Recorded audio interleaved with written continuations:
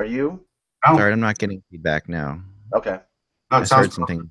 All right, no, it was just momentary. Okay, cool. Hello, everyone. It's a nice way to start. I'm not getting feedback. Yeah. How you doing? This is how we try and fine-tune the show for the fans, though. That's the thing. That's right. No, we're trying to make it the best possible watching and listening experience you can possibly imagine. Yes, we're a well-oiled machine, and we decided, like, for the show to be more entertaining, it needs to look like Phil Collins from the ABBA Cat. That's right. Yeah, and exactly. I'm going for that look today. I think it's a good look. I like it. Yes. It's once in a while. It's the slightly above, like, it's carrying more than just wearing no offense, Russ, just wearing a baseball hat to the podcast. I get it.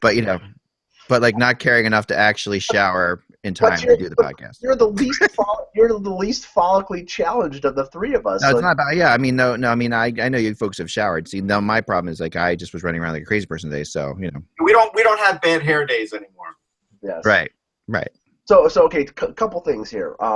Yes. First, Russ, you found a little article that confirms what I have been saying, and many of my friends have been saying about the NFL, that it's growing increasingly unwatchable as the years go by.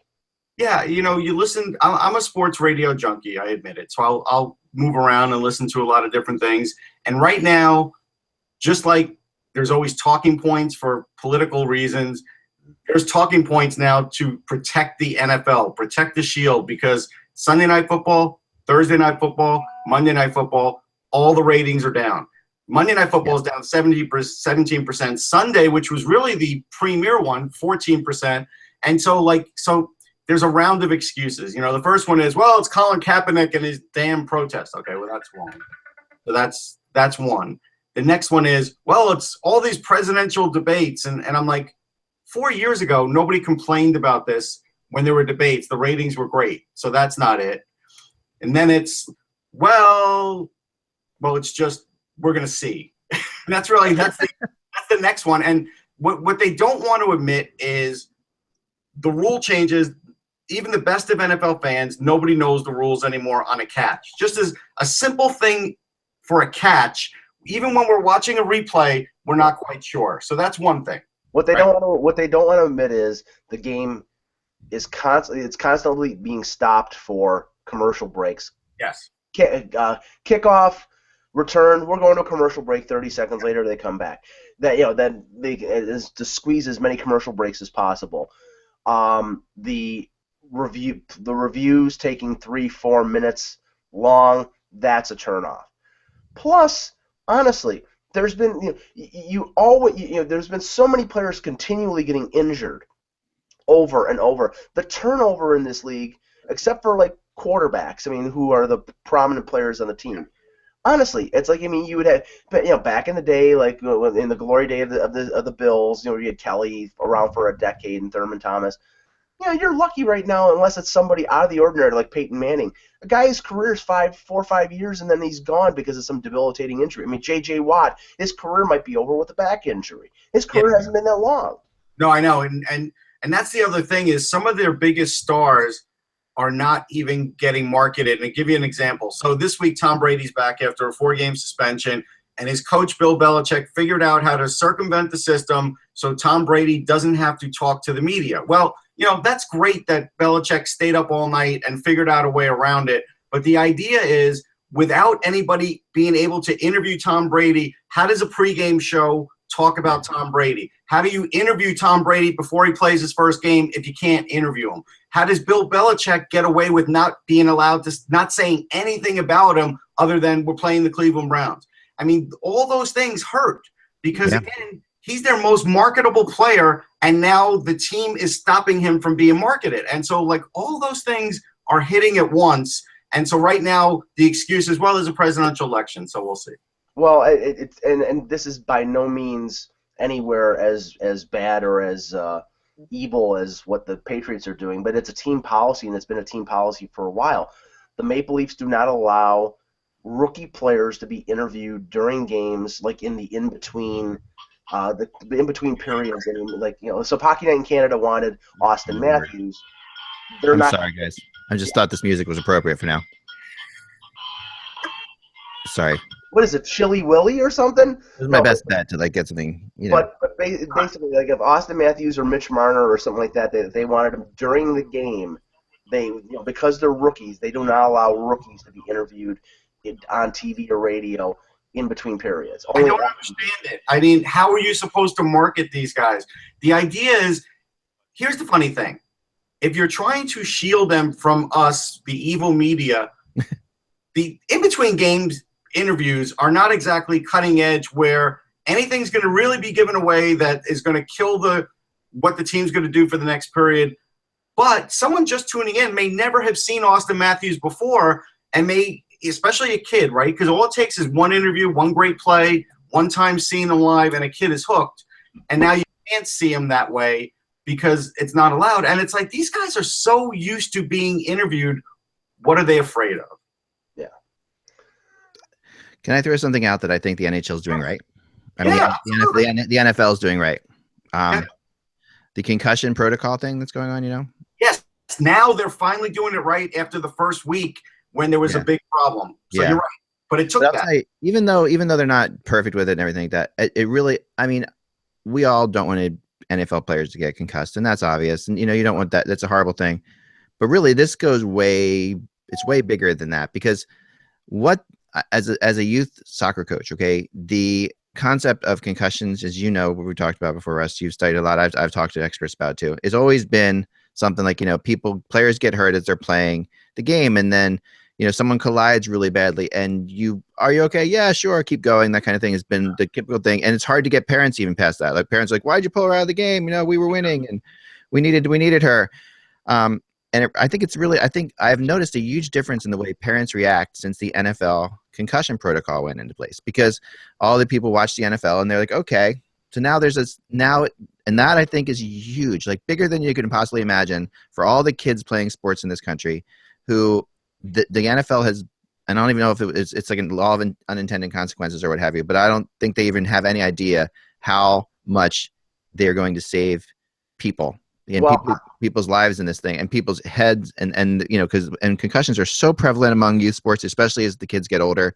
But I also think it's going to have a detrimental effect on football in the sense that, I mean, I heard a few interviews with people who said, there are now like school districts where like each high school would have football teams. Now, like the school district is only having a football team because the parents don't want their kids to play football because of all these concussion symptoms. So you're going to have less of a pool of players playing the sport because of the negative ramifications and the health ramifications of concussions. Only for a short time, Mike. Only until proven otherwise. I think this is only a short-term thing. There's always the ebbs and flows too in sports. Like, all right, football's too dangerous. Now I'm going to let my kid play soccer and baseball.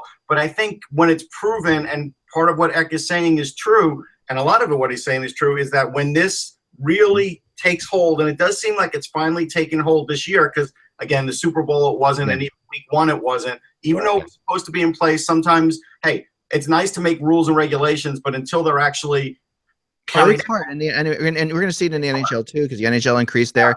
I mean, the fact that it doesn't even matter if it's working in these leagues to me. Like, as much as I'm not trying to downplay these guys. Spider effect, and that is massive. The spider effect is enormous because, I mean, you just have no idea until you've coached these teams. And like, when kids are so much stronger, we fed them too well when they were little. I mean, they're growing up. They're so much stronger than we are.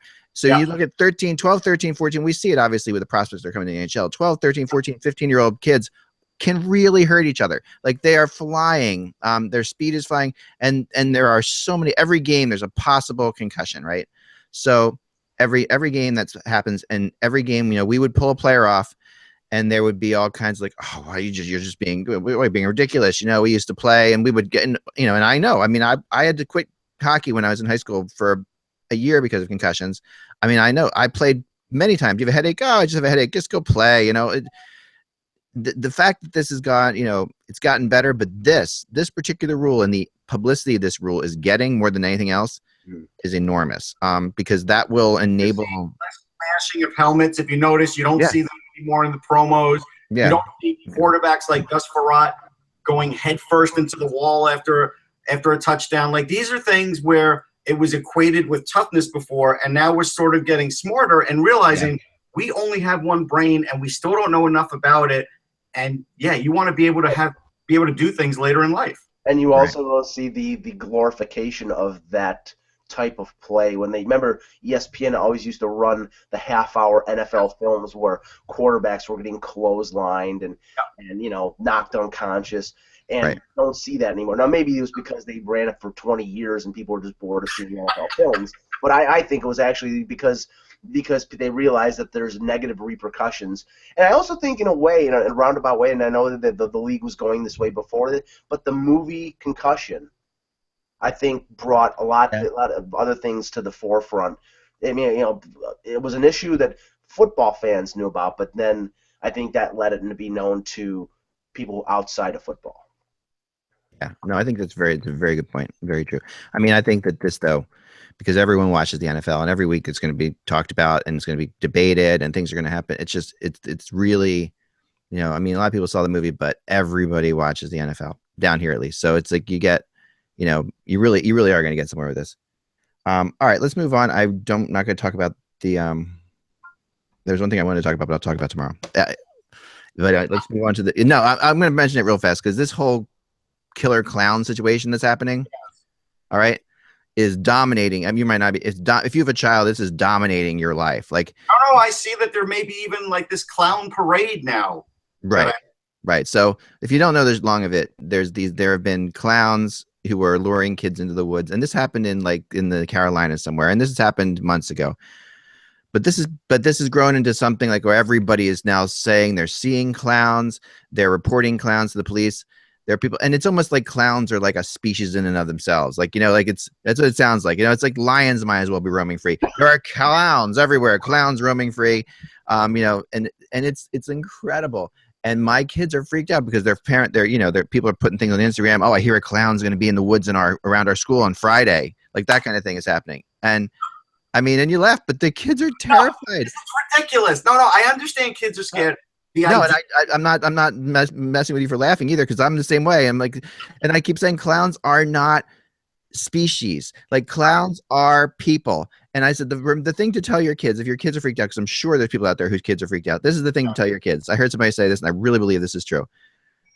There are your chances of running into a killer clown are very small. First off, secondly, the fact is, there are tons of idiot adults out there who are really terrible people. All right, let's let them dress up as clowns so we know they're terrible people. Like, to me, this is fine. If you want to dress up as a clown, be a clown, because there's so many people who are dressed in suits that are trying to lure kids into things that's horrible. So I actually think the clown thing, if these idiots are going to dress like clowns, that's awesome. We'll because it'll be obvious. We know to avoid clowns. I think the insane clown posse are the good clowns now, and that's bad. Yeah, it's impossible to avoid clowns because we have a clown running for president. Oh, excuse me. Sorry. Right. Oh, here we go. No, exactly. But these are that's what I want to say. Just tell your kids, listen. Tell your kids, tell your kids it doesn't matter. I mean, don't be afraid of things that are like, the people. I mean, we're old enough to remember razor blades and apples and all sorts of things over the years, all these crazy, myths and everything. Oh, my mother fell for every one of them. Trust me. Oh yeah. And I've seen parents around here who are freaking out about all this stuff too, and that just makes the kids more and more scared because they closed a school the other day in Pennsylvania just because someone called in a fake report of a clown in the woods. I mean, it's just like, it's insane. The whole thing is. The problem is we've watched too many bad movies, like Children of the Corn, or Child's Play or something. Isn't Stephen King's It? Isn't that a clown thing? Yeah. Hey, I did. Before we do get into our previews, I did want to mention. Today's game for the Panthers is canceled, and we do wish everybody in South Florida, because the bad weather is just starting. So if you're getting us, hey, we'll try and keep it happy. But if not, we get it. Yeah, the weather in Florida is bad when Rush Limbaugh had to move his show from Florida to California. Yeah, we have definitely pissed off Mother Nature. That's for sure. Rush Limbaugh said solar power is not sustainable, by the way. Yeah, well, what the libertarian candidate said, when asked about global warming, said eventually the sun's just going to engulf the Earth in a billion years anyway. So what does it matter? Yeah, so who cares, right? Yeah. Next time I have to pay my taxes, I'm going to tell my accountant, you know what? The sun's just going to engulf the earth in a billion years anyway, so what does it matter? Right. There you go. All right, let's start this. Shall we? I'm keeping all that part of the show on. That was good.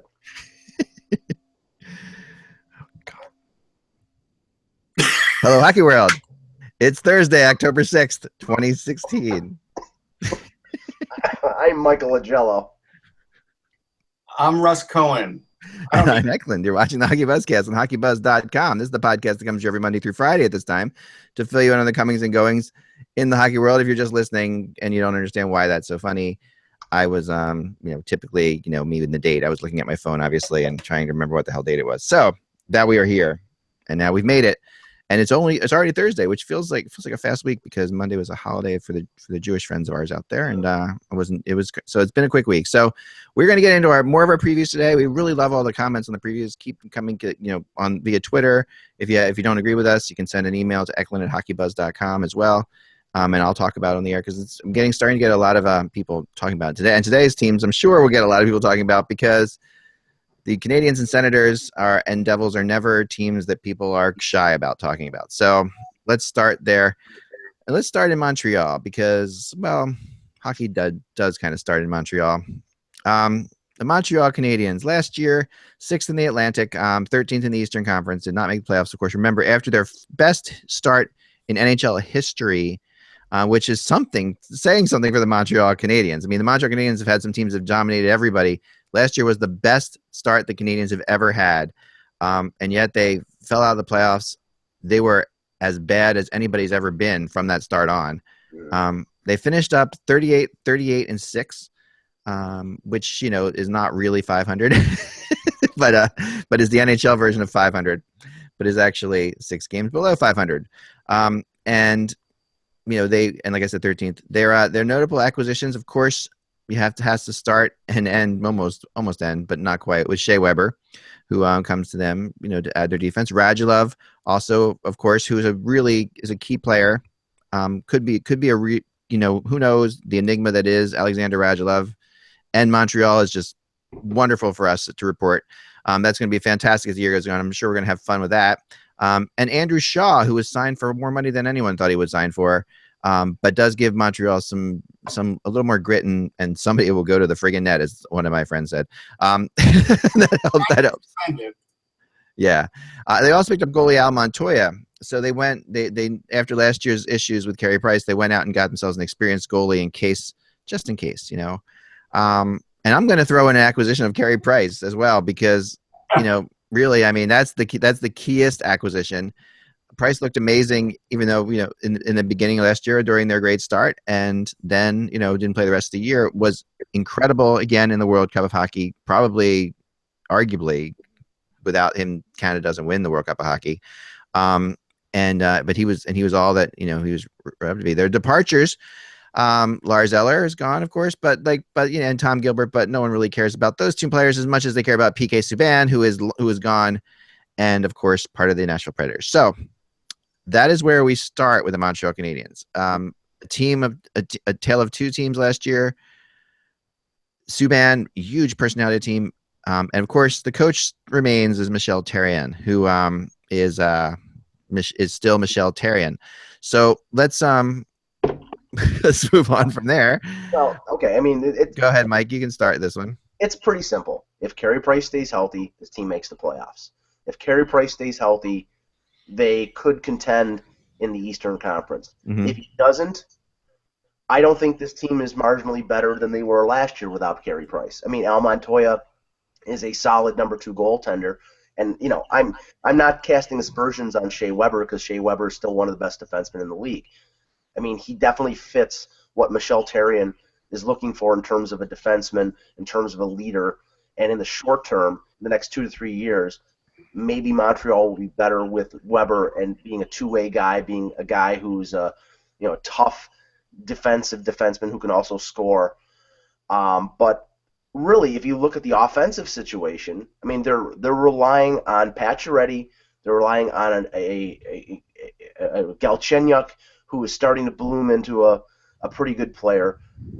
But they're relying internally on these players to generate their offense, and they're hoping that Radulov, after a few years in the KHL, comes back and puts up 20 to 25 goals.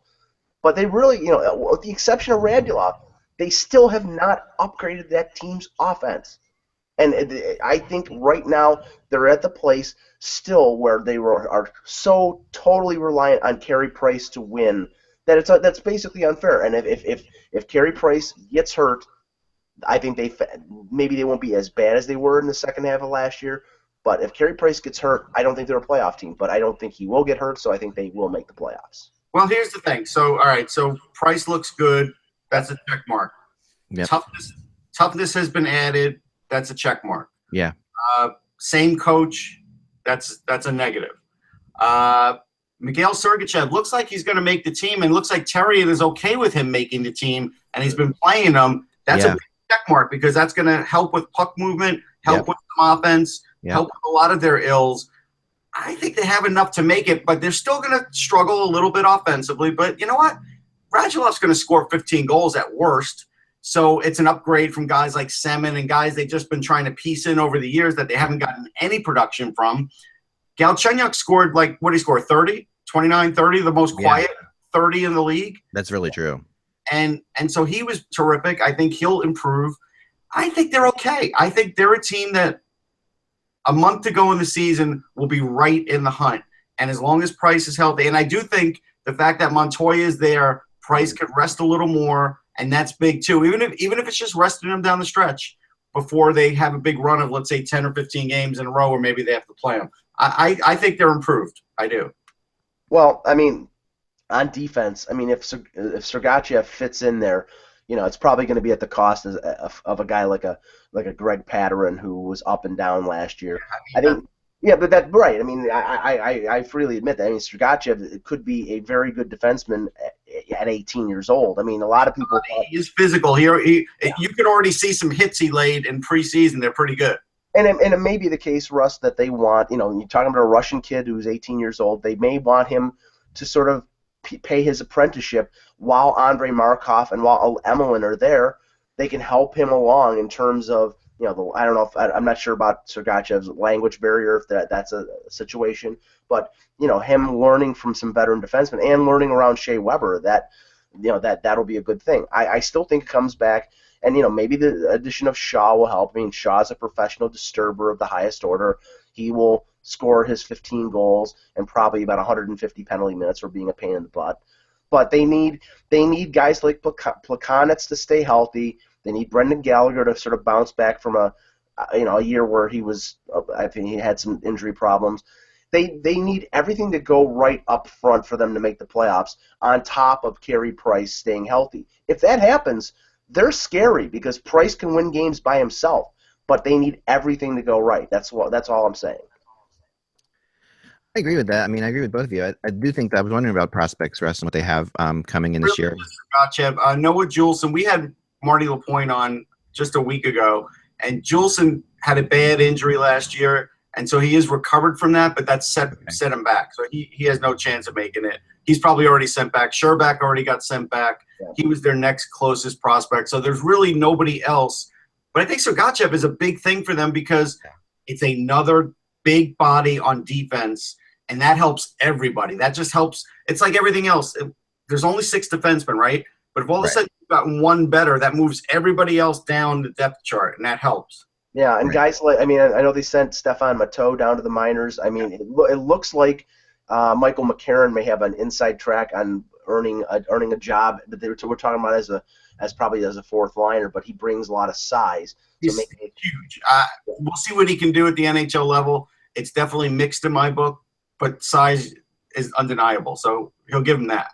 Yeah. No. The Canadiens are such a tricky team. I mean, Plekanec is not getting younger, and and he is he's still a huge part of that team's offense. He is. That you can't, and he didn't look that great to me in the World Cup of Hockey. I thought he was really average for him. Let's say this: there is no team that it is more important for them to have a good opening month than the Montreal Canadiens. If they come out of the blocks badly, it's going to be ugly because then all the Subban stuff comes back, all the repercussions get piled in on Yeah, Mark. everybody's going to say the same thing as last year. Well, they had a good first half and then died when Price died. Nobody's going to really give any kind of positive grades to the Canadiens until there's like a month left in the season and it looks like good. I think that they need to do the whole concept of let's win 2 out of 3 games. You know, like if they can do that and continually progress along, they'll be fine. But you know, they don't have to win 12 or 15 in a row. No, I'm not saying they have to be the best player, the best team in the NHL. What I'm saying is if they come out of the blocks in the first 10 games and they're 2-8, the Montreal media and the Montreal fans will be out there with torches and pitchforks.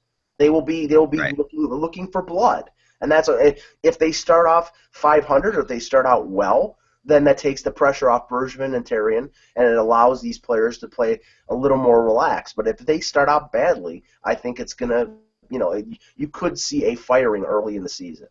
Oh yeah. No, I think that's perfectly fair, and I think at this point, I mean, there's a ton of pressure on Therrien. Obviously, he's been very vocal. He's one of these guys who completely has, apparently all the reins right now. Like they're letting him do what he wants to do.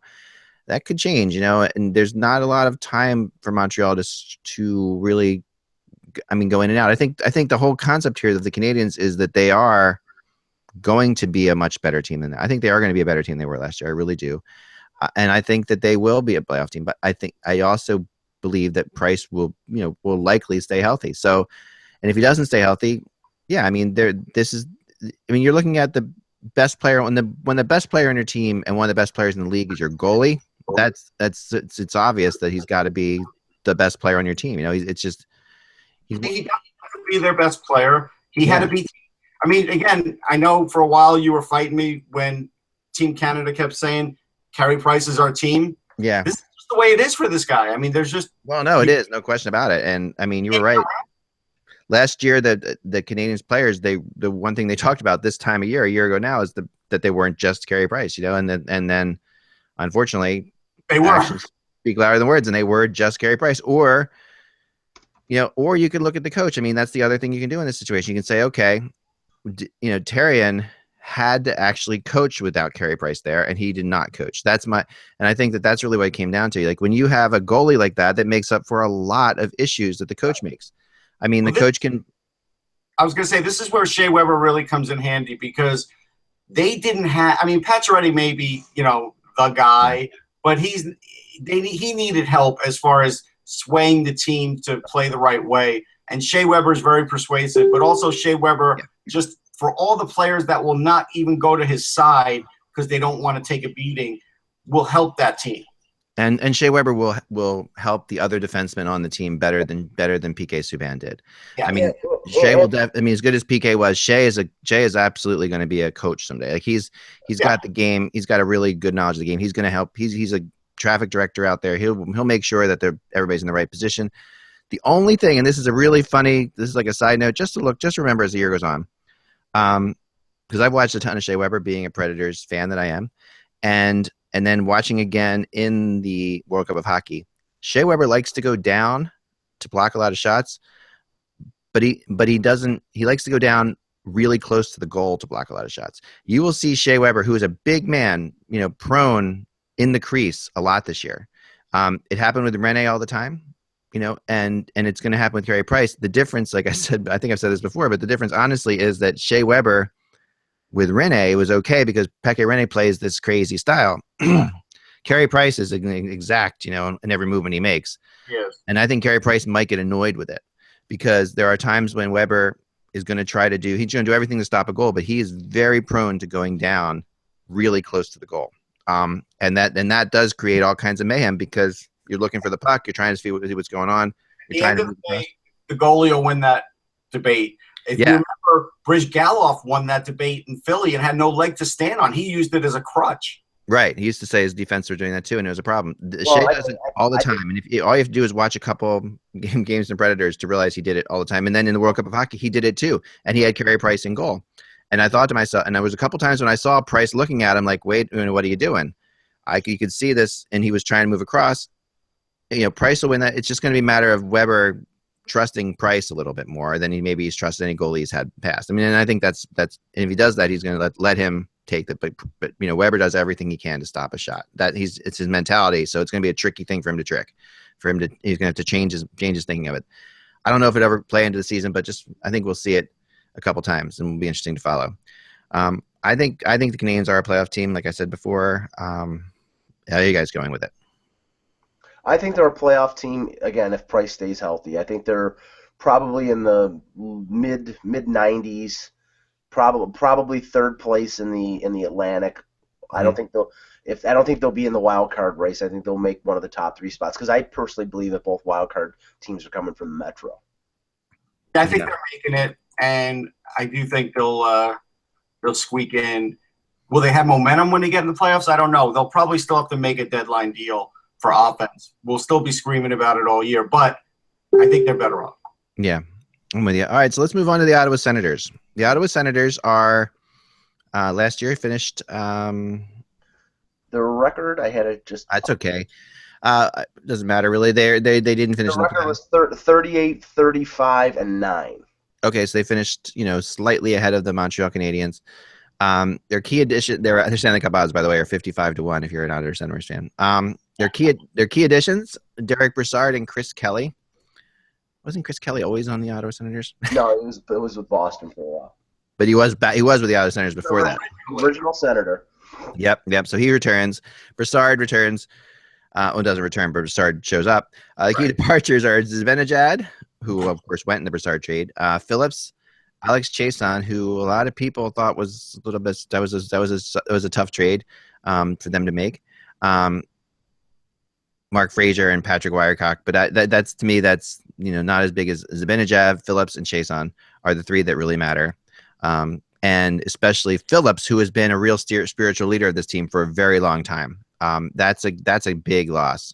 It just is. You can't get around it. Phillips has been their captain even when he wasn't wearing the captaincy, and he is like the band, the final parts of the band that went to the Stanley Cup Finals. He's the last part of that world.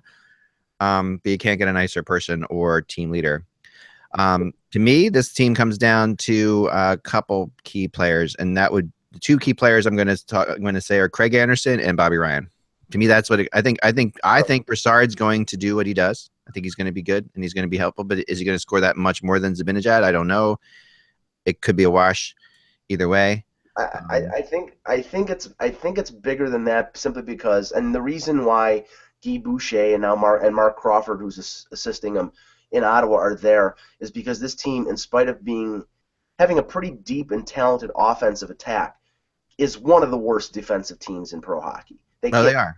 They cannot, and the thing is, they do that with Craig Anderson, who is at times a very good goaltender, and with Erik Karlsson, who is considered one of the best as well, and right. But I know if Kevin Allen was here, he would scold me. But yeah, he's an all offense type of guy.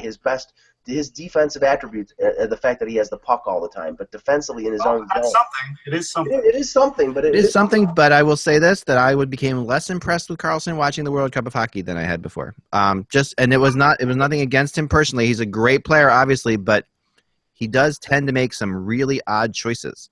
Yes, and at the start of the season, I wouldn't hold it too much against him. But go ahead, Mike. Sorry. That's true. It was just there were just some odd choices, and it was interesting how frustrated Canadian fans, they were sitting near the press box, and some of them who were in the press box who were just there, as guests, got frustrated by Karlsson. But continue.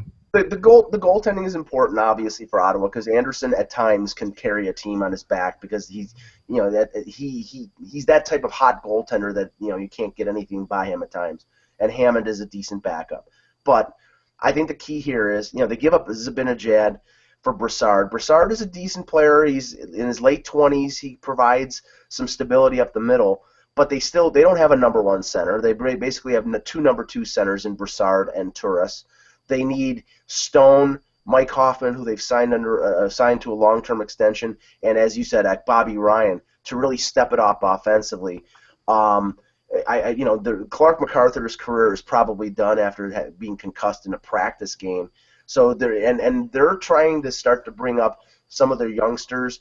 Matt Pumple is a bid for a job, and if he doesn't make it, he has to clear waivers, so he might be a waiver victim. Get Pajot, Lazar. They brought Chris Kelly back in to be a sort of a bottom six veteran guy to provide some defensive ability. Where I think their important part right now is they have a really good top four on the blue line with Carlson, Mathot, Phaneuf, and Cody Ceci. But the bottom pairing there, I mean, right now it's guys like Chris Weidman battling for it. Thomas Chabot might make the team, their former first round pick. Yeah. If he does, if that happens, there's also some question about him being a young guy and being good defensively. But if they can play better team defense under Boucher, who's had a history of doing that when he was in Tampa, this team can make the playoffs. I just don't see it. I don't think that they will be able to. So here's a few things. So yeah, I heard Pierre Dorian say that it looks like that Brassard's the number one center. He is not a number one center. So that's going to change things for him. And it could change things offensively for him, too, now that he's going to really be set up against guys like Crosby and such. He'll still get his power play points. Could his points dip back down to 50? Yeah, I think so. The next thing is I think this is Mike Hoffman's team, actually. Yeah. And I think DeBoer has set it up that way. I've been watching games, and he is the number one option. Other than Carlson, he is the number one option for everything. And he had 29 goals last year. He could get 35 or more this year. I just think he is going to have that kind of opportunity with the kind of offense they're going to have. And so that's going to be a little bit of a boost goal-wise. I think that Chabot is going to make the team because Pierre Dorian was on our XM show and TSN, I should say that. I don't want to be fair. And he basically said 2 weeks ago that he was one of the best defensemen in camp. Yeah. So he didn't even talk about him in terms of being a rookie anymore. And it's true because this guy, again, gifted skater, great passer. Even if he doesn't give you the offense that's certainly going to come down the road, it improves them because it at least gives them another fast puck carrier to get the puck out. I think this team is probably one of those teams that is not only a bubble team, but you won't know what's going to happen with them for the last month of the season. Like they're going to be either in, they're going to be out. Right. They're going to be right there. Anderson's a tough one to sort of, hold all your hopes on, but I've seen him get hot at the end of seasons and put his team in as a result. We've seen that. And, he can. And this is a team that will basically, to me, this is basically a division where you're looking at who's going to take out Boston or Detroit, right? Like it's pretty much what it comes down to. Yes. I think because I really think Montreal does make the playoffs and Tampa makes the playoffs, or Tampa and Florida make the playoffs. I mean, there's a couple of things, but I think that when all is said and done, Boston and Detroit won't make the playoffs this year, and that'll be in all likelihood. But so it's who's going to take them out, and Ottawa has a shot at doing that. But the real reason that they do, I think, is because of Boucher. I think Boucher is a great hiring. And I've heard Boucher interviewed a couple times. I've talked about this before, but I interviewed Boucher a long time back, and he was a really tough person to interview. He was really hard. Like he was really just dry and dark and not very creative when he would talk about his systems and something. Very just really tough. And then I've heard him interviewed recently on XM and other places, and he has really become this much more. I mean, his experience in Europe really opened his eyes to a lot of things. And he talked about, some teams over there that were playing offensive systems that were wide open and crazy, but he thought they could really work in the NHL. And this is Guy Boucher saying that. So I think what we're going to see from Boucher is going to be his history as a defensive coach, but whether or not he's actually a defensive coach or not is still left to be seen right now. You might see some interesting new kind of maneuvers from him. He's definitely the kind of coach that will try anything, and he can do some, and it sounds like he's going to really bring some, he's going to take advantage of these young players he has and the score and the speed that they have. So, I mean, it's not impossible that a defensive-minded coach, which I consider Guy Boucher to be, can have success with to my mind, an offensive-minded club. I mean, a guy like Zach Smith, who I left out of my list of he scored 20 goals last year, and he's, if they need him to repeat that performance for them to have a chance. But the thing is, there's been a number of examples throughout the years of a defensive coach going in with an offensive team, and that team falling flat because they simply can't play the game that the coach wants them to play. Now, I don't know what's going to happen. I see them playing more offensively in preseason, so I'm thinking he's changed as a coach. And that's what I think. And we shouldn't totally brand him on what he did before. So I've learned some things since being in Europe, Mike. And so I'm going to give him the benefit of the doubt on that. And Matt Pumple, if he were to make the team, has a heck of a shot and really could add some offense. I mean, even if it's just an extra 10, 12 goals, I mean, it's tough to think Zach Smith's going to get 20 goals again this year. I mean, but it could happen. It could. It could, and I think they'll be fun to watch. I think the Ottawa Senators will be fun to watch. I think even Phaneuf will have a good season because you know what? He still could hit guys. He still skates well, and he will get some points on the power play. So I think we shouldn't eliminate what he's going to do. He'll get 30 points, right? I'm sure he had that last year. Yeah, no, that's around there. Maybe, yeah. All right, so moving on to the New Jersey Devils, and the Devils are, like I said, I hate predicting the Devils.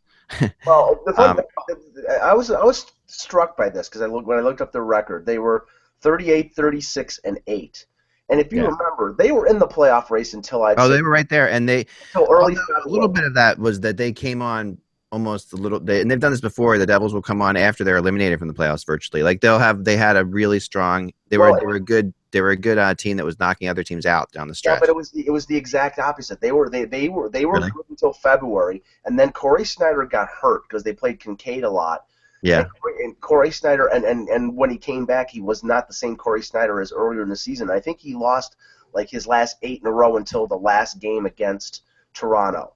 So he had a great year overall, but at the end of the year, I think it was injuries that sort of made things fall apart. But up until February, that was a major success story because John Hines came in as a rookie coach. Yeah. They patched that lineup together with guys like Lee Stempniak. And they had some success, but then the reality set in. And I think that the addition of Taylor Hall, I think it was the biggest robbery of the offseason. Well, let me go through the additions and departures real quick. So, and their Stanley Cup odds are 70-1 if you're interested. Anyway, the key additions on this team, because their additions and departures will take the rest of the show to talk about. The key additions here, you have Taylor Hall. Obviously, we'll get back to him. Ben Lovejoy, who comes from the Penguins, having won a Stanley Cup. Bo Bennett, who has been very good for them in the preseason. Vernon, and who has a lot more to give, you would think. Vernon Fiddler, who is always I always love teams that Vernon Fiddler's on. Like Vernon Fiddler has some great qualities that he brings to a team in a room. Pretty unheralded. I got to give him that. Very unheralded. And Luke Gazdick. Their departures, of course, now this is where you have a ton of players. Besides, the guy you just mentioned who escapes me, who was traded at the deadline. They've lost Adam Larson, Schlemko, who's a good defenseman, and I know they wanted to keep him. They lost Jordan Tutu. Patrick Eliash. Yeah, they lost. They lost Eliash, sort of, although it hasn't been officially announced yet. Ryan Clough, who was, they still had Ryan Clough on their team last year, and Bobby Farnham. So those are their key departures, at least. And this is Taylor Hall's team, right? We talked about it yesterday. This is Taylor Hall's team, and they made that really unbelievable trade to get Taylor Hall, and in a trade that really just shocked the whole hockey world in those magic 6 minutes of trades and signings that we had back between the draft and the UFA day. So go ahead, Mike. I'm sorry. You can finish now. Your thought. Well, I just look at this team, and obviously they're going to ride Corey Schneider because I think he's one of the best goaltenders in the league. But this team is slowly morphing from the Lou Lamoriello era Devils to a different sort of animal. Because if you look at the lineup that Ray Shero and John Hines are putting together, it's more of an offensive lineup. Hall is a top offensive player. Camilleri is a veteran guy. You've got Zajac. You've got Adam Henrique. I think that they're going more for speed and more for offensive explosiveness than a team that is a shutdown team. The only concern I have is, and we know that this was going to be the concern once they traded Larson, is their defense is incredibly thin. They have a lot of youngsters that they're going to bring up. I know that Russ has mentioned Santini's name, but right now you've got Andy Green, Ben Lovejoy, John Moore. They signed Kyle Quincy during the preseason, John Merrill and Damon Severson. That is not a playoff caliber defense. Now, in a couple years, maybe giving some of these young guys some experience, maybe they move up into top 4 roles. But I think, this is a team that you might be looking for to get into the Trouba sweepstakes or to get into the sweepstakes of some of these defensemen who are available because they already have been. Their defense is just simply not good enough. And they had this. I mean, it cannot be understated what a good trade it was to get Kyle Palmieri from last year for them. I mean, what a good trade! It was like the best trade in the league. It might have been the best trade, and then Taylor Hall may be the best trade this year. So, I mean, what Shiro's done there is pretty impressive. I mean, Palmieri's, can you name a better trade than Kyle Palmieri? No, I can't. I don't know. Second and a third round pick for Kyle Palmieri is unbelievable. He got 30 goals. I mean, he had that was unbelievable. 30 goal scorer. And it's funny, I was reading the Hockey News' preview on this team, and they had something really interesting. There's you could think that Kyle Palmieri at 30 goals is crazy, right? That he's not going to do that. But in terms of points per 60 minutes, Palmieri averaged around 1.84 for the past 4 years in Anaheim, which would put him out 30 goals if he played at normal times. But he just didn't play a lot. And when he gets top 6 minutes, that's 30 goals right there. So, and that's what's happened in New Jersey. He is really, and he's impressive in all sorts of ways, and was a part of, Team USA, late edition on Team USA and all that. But definitely an interesting player to watch there. I think Shiro, is like the already in the running for GM of the year next year, after the Taylor Hall trade. I think it's just one of the combine that Palmieri, see what he does from here. But if they can grab Cam Fowler somehow, which I think they can, I know they're interested in that. That changes things too for them. So they just need to pick up that kind of a player, whether it's Trouba or Fowler. Well, I think there's a young player that Russell talked about in Pavel Zacha that he could make a dramatic bit of difference with that team. Yeah, I would go like this with the Devils. Stay at 500 until the trading deadline. Shiro's great at making trades. You probably will get one of those defensemen. Yeah. And I think John Hines could probably do that. He surprised everybody last year. He won't be surprising anybody this year, but they still have Schneider. Santini is still on the roster. I like him. Even if he's not on the team today, even if they send him down, he's a guy they could easily bring up and play for stretches, and he's hard to play against. He's not an offensive guy at all, but he is physical and he knows how to play defense. That could really help him. That's one thing. Sergei Kalinin last year had 8 goals. There's no reason he can't get 15 goals this year. It's his second year in the league. He does have a nice shot. He's a good skater. He's a little shifty. People are going to forget about him on the ice. I think that Zacha will probably get between 45 and 55 points and will be a Calder guy. He'll be one of those guys in the hunt. And he wants to play with Taylor Hall. And I'm telling you, if I'm John Hines, I play him with Taylor Hall and see what I can do, because those two could be the best combination they've had in a very long time, and it could give him a lot more offense than he even had last year. So those 3 things are big deals for me for the New Jersey Devils. Not to mention, again, we always mention Corey Schneider. He's fantastic. Severson's very unheralded. Are they missing the big offensive defense with a shot? Sure, but the Rangers have proved that you could survive without that. Before they even got Keith Yandel, they were surviving without that. They were using McDonough and other guys in that role, right? So you could always survive that. I think they'll be in the hunt, and I think they will make a trade.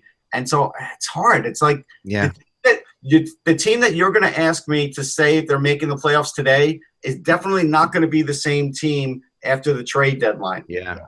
And the one thing you can say about Ray Shero is he has cleaned up the cap situation with the Devils. They have so much cap room right now that they're one of these teams. I mean, they have enough cap room that they took on Mark Savard's contract. They basically sold cap space to get assets. So, I mean, they have enough cap room that if they're in competition for the playoffs later down during the season, that they can make a move and bring in a Shattenkirk or bring in somebody who's a rent-a player to make a playoff bid. Today, I'm going to say they're not a playoff team, but at the deadline, I might turn around and say they're a playoff team. Yeah, I agree. And again, but I think the division, it's like we talked about yesterday with Columbus and Carolina. It's this division it really has, every division gets 3 teams automatically in the playoffs. Well, this division gets really 1 team automatically in the playoffs, because I think Washington and Pittsburgh are in. It's hard to say that either of those, the best team and the Stanley Cup champion, it's hard to say either of those are going to fall out of the playoffs. So really you have 1 guaranteed spot. Yeah, yes and no, because if Crosby goes down or Ovechkin goes down, then they become one of those teams that are not. I don't know. I don't think so. I think both of them are built. They do. Yeah, both of those teams are built strong enough to be able to survive that. Yes. And And so then you have one guaranteed spot, and maybe two others, and probably two others. But who's to say one of those other teams in the West, in the Atlantic Division, suddenly just takes over? I mean, there's all sorts of things. Who's to say? The Senators or the Maple Leafs or somebody just comes up and surprises you. This is going to be ridiculously tight. Other than the Penguins and the Capitals, they might be in their own stratosphere, and then the rest is going to be ridiculously tight.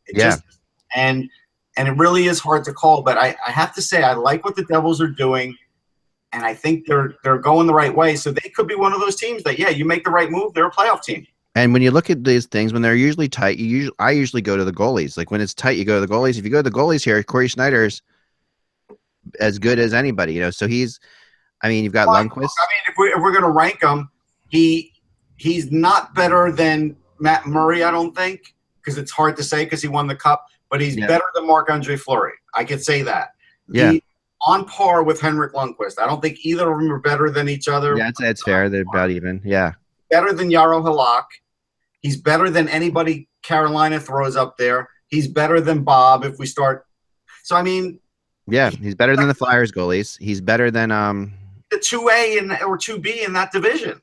He is. Yeah. So when you look at it that way, that's the whole reality of it. So it's hard to say where the Devils are going to feel. I really talked to somebody yesterday they nailed it when they said the three Metro New York teams could finish anywhere. I really do think that that's true. I don't think we've had a period of time where there's been more uncertainty and knowledge of whether any of these teams could just fall apart or could really just excel.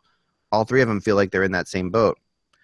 And, the Devils you would think would be behind the Islanders and Rangers, but maybe not by much. If Schneider plays really well and adding Hall and Zacha, that's adding two players to your first line. No one else has done that. So, that's really something that's significant, So, yeah, I think there's going to be a lot to talk about there. On to some rumors real fast before we get out of here today. So on my site today, of course, on the site today, we talked a little bit about the Canadiens and the Lightning. And this is something that we had discussed before on the show about the Kucherov situation. And Kucherov, most people feel like will end up in Tampa still, but there is more and more talk about offer sheets, and it's not really, I don't buy into it, but I do buy into the fact that the talk of offer sheets could spur trade talk, and that's what this seems to be happening. That's what seems to be happening here. Very quietly, the Canadiens and Lightning, maybe not so much quietly anymore, but because I wrote about it. But I think the Canadiens and Lightning are talking about this, and I think that the Canadiens see Kucherov, and he is a wonderful fit for the Canadiens if they can get him. As a key player, it's just a matter of what they have to give up. It could be, it could be a first-round draft pick and more than that as well. I've heard, and for Montreal, that could be a good pick depending on how Montreal does. So you don't really know. There's a lot of ifs still. There's a lot of moving parts to this. There's definitely going to be a prospect going back as well. So it's not just going to be a pick, but. And Kucherov, but Montreal looks at Kucherov-Radulov combination as something that would be dynamic for them, give them some scoring, which they desperately need. They have enough to. Do they have enough cap space? I don't know. They'd have to do something probably to make that have to do something because I don't think they're a top cap team, but they're not a cheap one anymore either. Yeah, they've got less than $2 million under the cap. Right, as of now, they've got less than $2 million under the cap. Yeah, but that can change quickly. They can move. They can, and they're gonna be asking Tampa to take some money back in this deal. I'm sure in some way, shape, or form if they make it. And Tampa could take money back if it's on a contract that's dying at the end of this year. Not only are they going to ask them to take back. Tampa's going to want talent back. I don't think they're going to want just a prospect for Kucherov. I think they're going to want a player. No, I think it's going to be a player, but I think I have heard the first round draft pick thrown around, and that's something that's pretty significant. I'm trying to think.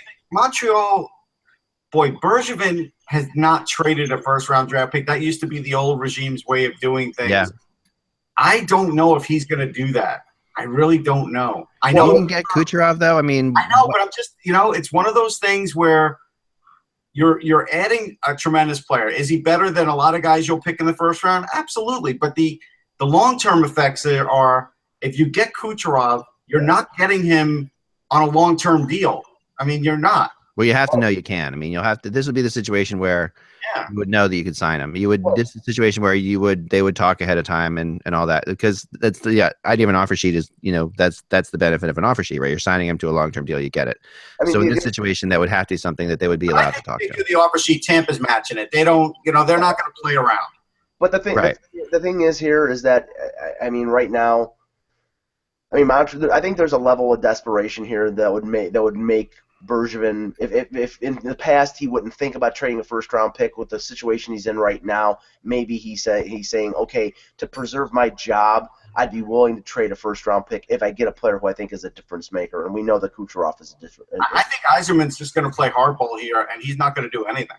Yeah, I think that's more likely too. But I do know that they've talked, and we'll see what happens from there. I also talked about yesterday Phoenix and the Islanders, and we've had fun with it yesterday. But the idea is that Phoenix is definitely trying to reunite the brothers Stromes, or the brothers Stromes, I want to say, and I think it's an interesting move for them to make. When you say reunite, I don't think they've ever played together on a junior level. So maybe just when they were kids. Yeah, just family. So to bring them together to play together as family, and because they obviously they like their Strome a lot, and Well, there's another one going into the draft this year too, so they can try and corner the market. Right. So in Phoenix has a ton of prospects / players.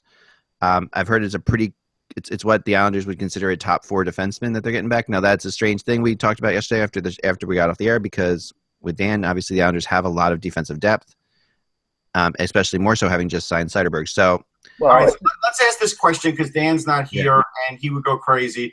So Arizona's out west. Yeah.